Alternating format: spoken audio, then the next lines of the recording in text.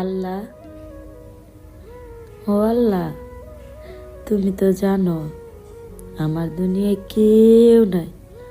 মা নাই, বাবা নাই, আত্মীয় স্বজন নাই।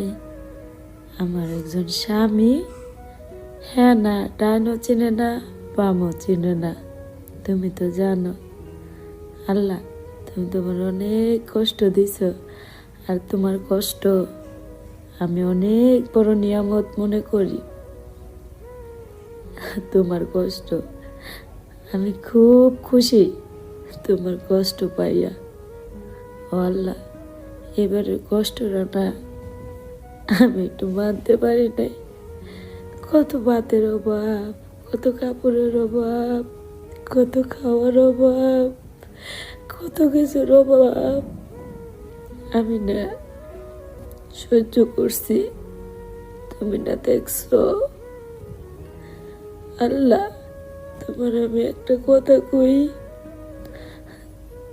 যারা নাকি আমার সন্তান নিয়ে মিথ্যা অপবাদ দিছে তা করে না আমি কোনোদিন ক্ষমা করব না।